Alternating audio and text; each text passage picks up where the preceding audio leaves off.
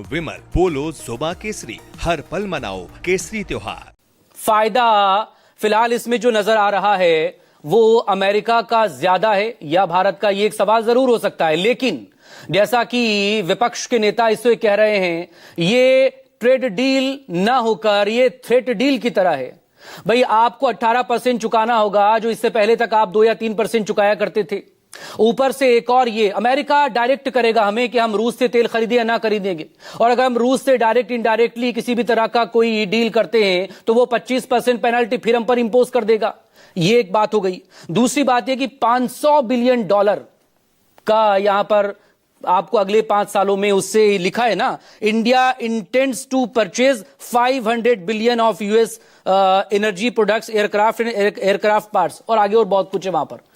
तो ये क्या है, हमें खरीदना ही खरीदना होगा। हमारा इसमें कितना फायदा है, हमारे मेक इन इंडिया का क्या। और सबसे बड़ी बात, आप तो गांव गांव जाते हैं, किसानों की अपनी चिंताएं हैं, अपनी फिक्र हैं, क्या वो इस फ्रेमवर्क में, क्या आज किसान चिंता से मुक्त हो गया है?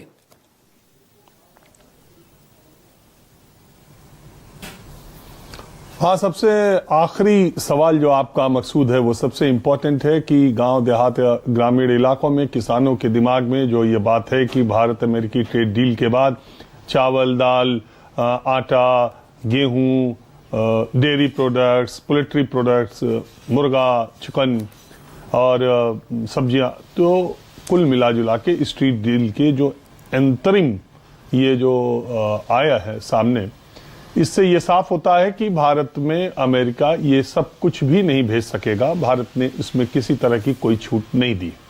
और जो 2-3-4 चीजें हैं जो आने की है, उसमें पशु चारा भी है, उसमें लाल ज्वार है जो कि भारत के कुछ इलाकों में होता है, उनको दी है। उस पर या तो भारत टैरिफ हटाएगा या घटाएगा, लेकिन एक बड़ा बाजार भारत के एमएसएमई के लोगों के लिए वहां खुलेगा, इसमें कहीं कोई दो राय नहीं है। और अगर आप देखें कि इंडो यूएस ट्रेड डील का असर भारत का जो रुपया है वो पिछले 3 सालों में इस वक्त 2-3 दिनों में सबसे ज्यादा मजबूत हुआ है।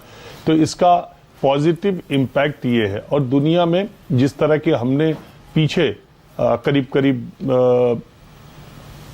29 देशों के साथ जो डील की है, जिसे मदर ऑफ ऑल डील्स कहा जाता है, ये जरूर है कि मदर ऑफ ऑल डील्स का प्रेशर ये था अमेरिका पर कि वो भारत से जल्दी एक टैरिफ समझौता करे। वो समझौता हो गया है। 7 फरवरी की रात 12:01 से जो नए टैरिफ है ये लागू कर दिए जाएंगे।